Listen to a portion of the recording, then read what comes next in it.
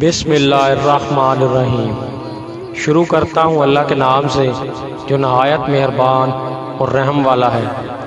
ناظرین، آج ہم جس بات پر مطالعہ کریں گے وہ عظیم ہستی ہے ارطغرل، جن کا آج کل سوشل میڈیا پر بھی بہت چرچا ہے۔ ناظرین،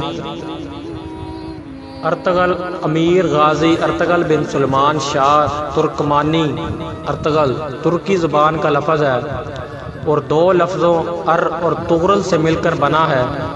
ار کے معنی آدمی، سپاہی یا ہیرو کے ہیں، جبکہ طغرل کے معنی عقاب پرندے کے آتے ہیں جو مضبوط شکاری پرندہ کے طور پر مشہور ہیں۔ ترک اغوز کی شاخ کائی قبیلہ کے سردار سلیمان شاہ کے بیٹے اور سلطنت عثمانیہ کے بانی عثمان اول کے والد تھے۔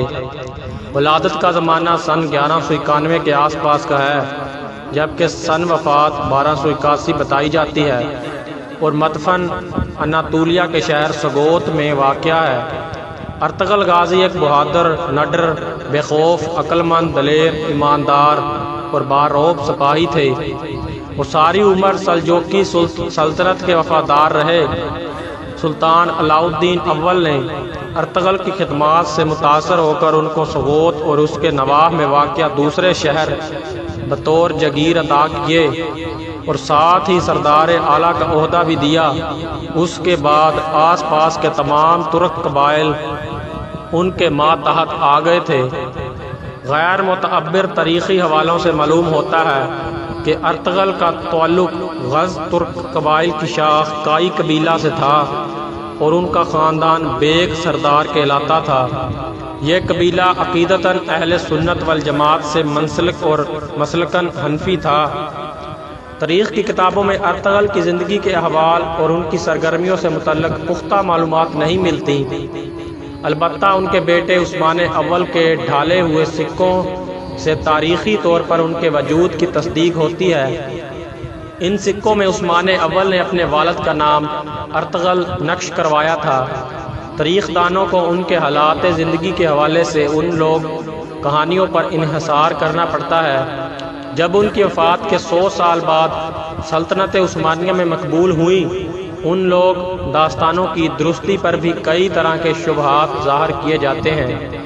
عثمانی روایات کے مطابق ارطغرل اپنے والد سلیمان شاہ کی وفات کے بعد اپنے رفقا کو لے کر سلاجقہ روم کے پاس گئے اور ان سے زمین کا مطالبہ کیا۔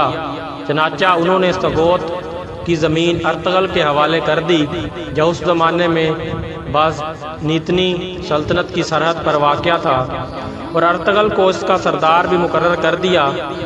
بعد ازاں اس سرزمین پر کچھ ایسے واقعات پیش آئے جو آگے چل کر سلطنت عثمانیہ کی بنیاد کا سبب بنے۔ اسلام کی سربلندی کی خاطر ارطغرل اور دیگر عثمانی سلاطین کی مجاہدانہ سرگرمیوں کی بنا پر عموماً ان کے ناموں کے ساتھ غازی کا لقب لگایا جاتا ہے۔